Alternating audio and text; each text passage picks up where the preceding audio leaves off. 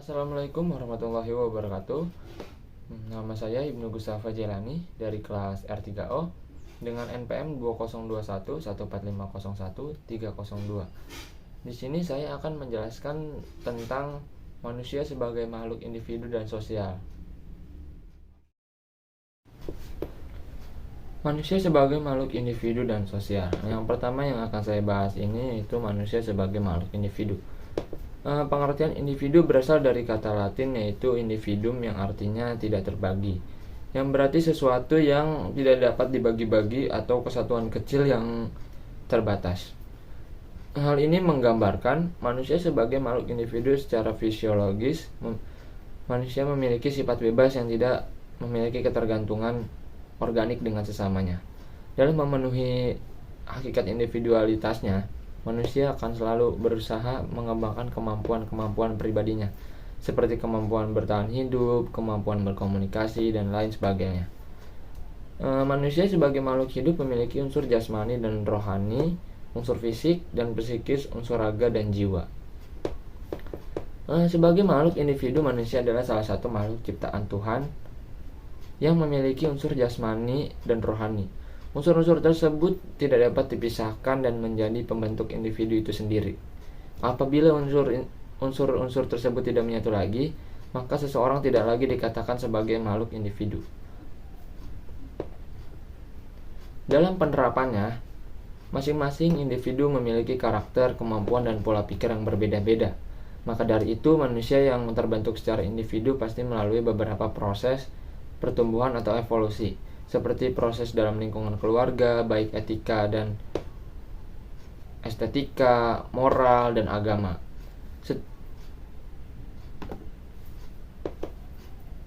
Setiap manusia memiliki keunikan dan ciri khas tertentu.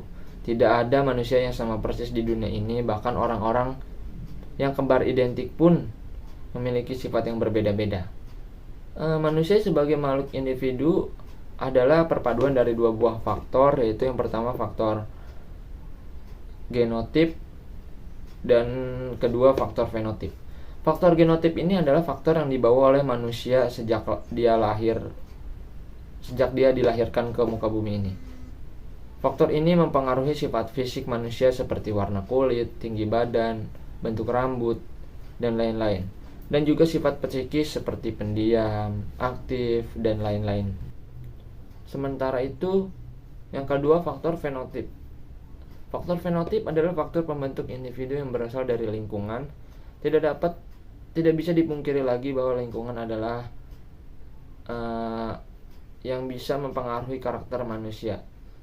Meskipun sesungguhnya sikap dasar yang sudah terbentuk melalui faktor genotip, tetapi lingkunganlah yang menentukan apakah sifat-sifat tersebut dapat berkembang atau tidak.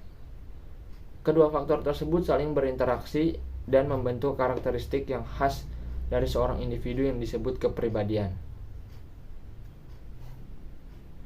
Pengertian dari manusia sebagai makhluk individual ini yaitu manusia memiliki hak atas dirinya sendiri yang disesuaikan oleh keadaan sosial atau lingkungan sekitarnya. Yang selanjutnya ini peran manusia sebagai makhluk individu. Manusia sebagai makhluk individu memiliki berbagai peran untuk mewujudkan segala hal yang diinginkannya. Manusia sebagai makhluk individu berperan menjaga dan mempertahankan harkat martabat yang dimilikinya. Kemudian sebagai makhluk individu, manusia terus berupaya memenuhi hak-hak dasarnya, merealisasikan segenap potensi diri baik dari segi jasmani dan rohani, menjadi salah satu peran manusia sebagai makhluk individu. Selain itu, manusia sebagai makhluk individu juga berperan memenuhi kebutuhan dan kepentingan diri demi kesejahteraan hidup yang dijalaninya. Peran manusia sebagai individu dalam kehidupan sehari-hari menjalankan dua peran sekaligus, yaitu menjadi manusia sebagai makhluk individu dan manusia sebagai makhluk sosial.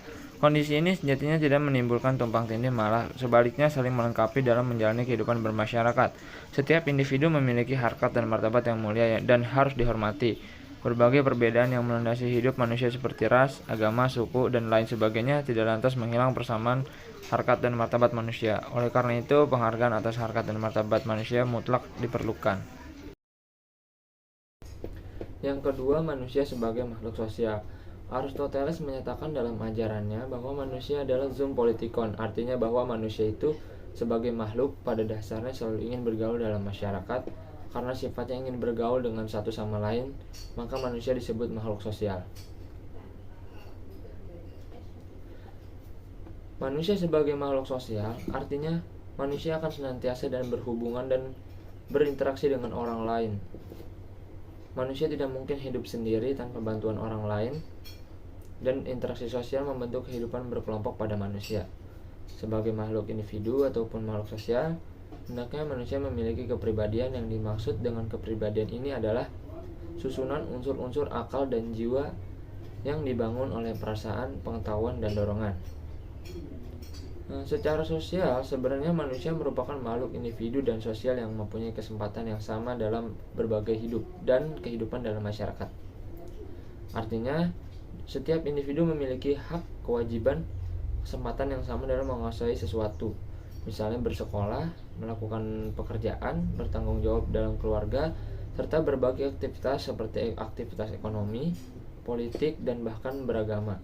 Ciri manusia sebagai makhluk sosial adalah dengan adanya interaksi sosial dalam hubungannya dengan manusia lain. Secara garis besar, ada beberapa faktor personal yang mempengaruhi interaksi manusia dengan manusia lainnya, yaitu yang pertama, tekanan emosional.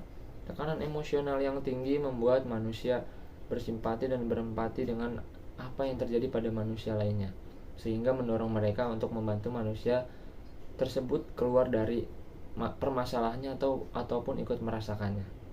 Yang kedua, harga diri. Harga diri mendorong manusia untuk berinteraksi dengan orang lain. Ketika kondisi harga diri mereka rendah, maka mereka akan terpacu untuk melakukan hubungan dengan orang lain, karena pada kondisi ini mereka membutuhkan dukungan atau kasih sayang dan motivasi dari orang lain untuk bangkit dari masalahnya. Yang ketiga, sosialisasi sosial. Sosialisasi sosial ini memaksa seseorang untuk bersosialisasi dengan manusia lainnya yang memiliki pemikiran yang sepemahaman agar terbentuk interaksi sosial yang harmonis. Dan yang terakhir ini ada peran manusia sebagai makhluk sosial. Dalam kehidupan bermasyarakat, manusia memiliki peran penting di samping menjadi manusia sebagai makhluk individu, yaitu berperan sebagai manusia sebagai makhluk sosial. Sejatinya manusia juga memiliki kodrat menjadi makhluk sosial sebagaimana pemberian Tuhan Yang Maha Esa. Hal ini berarti manusia akan senantiasa dan selalu berhubungan dengan orang lain. Manusia tidak dapat hidup sendiri tanpa bantuan orang lain. Ini menunjukkan bahwa manusia tidak akan mampu bertahan hidup sendirian di dunia ini tanpa adanya bantuan dari manusia lainnya. Kebutuhan manusia dapat terpenuhi melalui adanya interaksi sosial dengan manusia atau kelompok lainnya. Interaksi ini pada akhirnya akan membentuk kehidupan berkelompok pada manusia. Berbagai jenis kelompok sosial tumbuh dan berkembang seiring dengan kebutuhan manusia untuk melakukan interaksi sosial.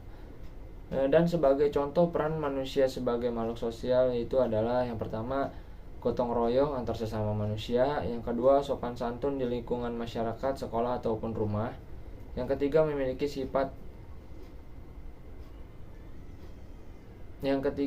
sikap empati dan simpati terhadap sesama manusia.